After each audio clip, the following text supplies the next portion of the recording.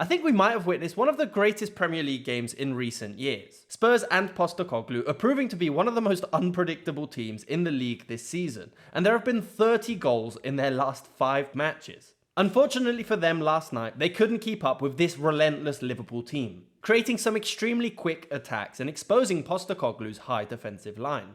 In today's video, we're going to be taking a look at how Liverpool's rotations in midfield allowed them to get so many players forward. But we also need to understand why Postecoglou was so adamant on overloading the left side of the pitch, and why this rarely seemed to work effectively. Let's take a look. Welcome to talkSPORT. My name is Cormac from Football Meta. Liverpool topped the league going into Christmas, taking full advantage of Chelsea's goalless draw to Everton and regaining a 4-point lead at the top of the table with a game in hand. Spurs, on the other hand, are stuck in the middle of the table with only one win in their last 5 Premier League matches. But Postecoglou's aggressive philosophy has certainly made them one of the most entertaining teams in the league, and currently have the best attacking record this season. But a struggling defensive line is having to adapt to a number of missing players. We're going to start this analysis with Liverpool and how their aggressive press instantly set the tone for the match. Arne Slot has adopted a number of different pressing shapes this season depending on the opposition and the players at his disposal. In last night's match against Spurs' build-up shape, Liverpool opted for a pretty aggressive man-oriented press, with Diaz and Salah on the 2 centre-backs, and Szoboszlai on Bissouma in the centre. This meant that Gakpo would pick up the right-back in Pedro Porro, and the left-back Spence would be picked up by Trent Alexander-Arnold. We'll take a look at how Spurs tried to take full advantage of this flank when building their attacks. But for the vast majority of the time, Liverpool were able to force Spurs to play the ball forward into Solanke or Kulusevski, where the centre-backs could regain possession and Liverpool could start their attacks. Forster was instantly put under pressure with a familiar mistake in the 2nd minute, with his attempted pass into Spence being intercepted by Salah. In situations where Spurs were able to play it further up the pitch, then Liverpool were able to quickly regain possession, and they wouldn't waste time playing it forward, often looking for Salah in behind and taking full advantage of Spurs' offensive players attempting an aggressive counter-press. Liverpool were able to control the opening minutes of the game with this aggressive press, regaining possession and instantly playing it forward to expose the high defensive line. But the true danger from Liverpool started to come when they created their chances from a more structured position, and some very subtle rotations in midfield allowed them to create overloads in different areas of the pitch. In possession, Liverpool are consistently switching between 2 holding midfielders with McAllister and Gravenberch, and only 1 holding midfielder with McAllister pushing further forward between the lines. But a subtle rotation up top meant they were even more fluid when trying to beat the press. The key players to look at are Luis Diaz and Szoboszlai, and depending on which flank they were building their attacks, they would rotate and occupy the space as the striker. For example, if possession shifts over to the right, Diaz would act as the striker and Szoboszlai would give support to Salah on the flank. While if possession was moving over to the left, Szoboszlai would pick up the position in the centre and Diaz would rotate alongside Gakpo.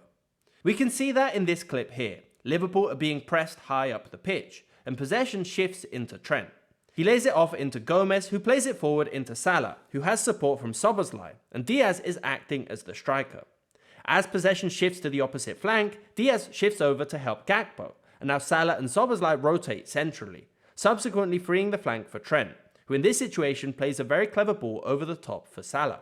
We can see this 4-2-4 shape in more detail here, with the wingers having support out wide. What's interesting about this shape is that Liverpool will consistently alternate who picks up which position. So in this case, it's Gakpo moving centrally and Diaz out wide. And on the right, it's often Szoboszlai that picks up possession on the flank with Salah ready to cut inside. In this move, in fact, Liverpool find a switch into Diaz, who beats the defender and has Gakpo in support to take the shot.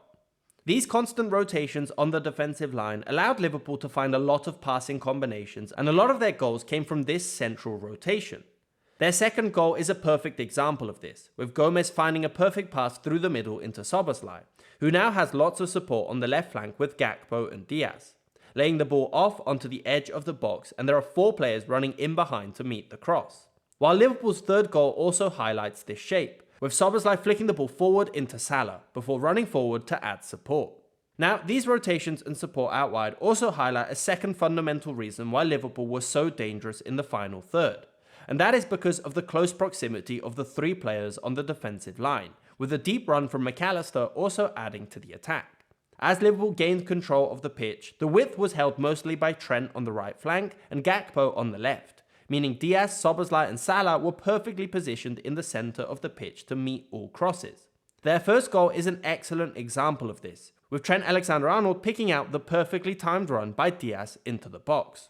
All of Liverpool's goals in the second half came from counter-attacking situations, as Spurs inevitably had to push forward to try and get back into the game, leaving their defensive line exposed.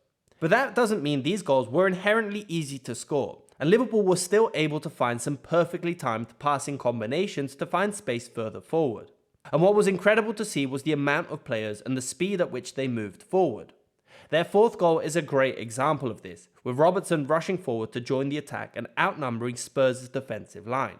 Overall, it was an incredible offensive performance from Liverpool, but Spurs were still able to get 3 goals past them, and Postecoglou did attempt some dangerous rotations in possession as well. Spurs had a completely different approach depending on which flank they were attempting to build their attacks down. Firstly, on the right, these attacks were a lot more direct, looking for a ball in behind over Robertson for Kulusevski to chase, on occasion finding space in behind but not being able to play the final pass into the box.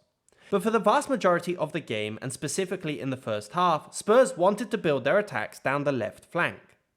As mentioned earlier, Liverpool opted for a pretty aggressive man-oriented press in the first phase of Spurs' build-up, which would mean Trent would have to push forward onto Spence. However, Spurs realised that Spence would often end up in space, and with forced to playing the ball very quickly, they were able to move up the pitch countless times, as Trent didn't have time to push forward to apply pressure. This quick pass to the left would also mean Maddison would move over onto this flank, and Spurs ended up with big clusters of players on this side of the pitch, with Solanke also adding support. On occasion, Kulusevski would also rotate more centrally, attacking forward, but again were let down by their final pass into the box, not being able to beat the defenders. A lot of the times, Liverpool were able to stop this by having Gravenberch also shifting over to this side of the pitch, with Gomez moving over onto Son to stop this overload. But this did also leave a lot of space on the opposite flank for Spurs to look for the switch in play. Their goal to make it 5-2 did come from this cluster on the left flank, with Kulusevski shifting over before finding an excellent combination with Solanke in the centre. And their attack did look more threatening with the introduction of Brennan Johnson for the last 30 minutes of the game, linking up well with Solanke to make it 5-3. But overall, Spurs were their biggest enemies in the final third, misplacing passes and losing possession easily. It's a result that firmly cements Liverpool's dominant start to the season, with Slot getting this team to play some really entertaining football. And while at times this season I've personally felt Liverpool have been a little bit lucky in some of their results, this match shows that they have the players and the tactics to go all the way this season. And it's going to be increasingly difficult for any team in the top 4 to catch up to them. Meanwhile, it's been a mixed week for Spurs and Postecoglou, thrashing Southampton 5-0 in their previous Premier League game and beating Man United on Thursday to make it to the Carabao Cup semi-final. But ultimately, this result against Liverpool will give Postecoglou a lot to think about. And while key players are set to return from injury in the near future, there is definitely still a lot of work that needs to be done if he wants to take this team back to competing for the European places. But what did you make of this match between Liverpool and Spurs? Leave your thoughts in the comments down below. And if you enjoyed this video, I have more tactical breakdowns on my channel, Football Meta. Thanks for watching.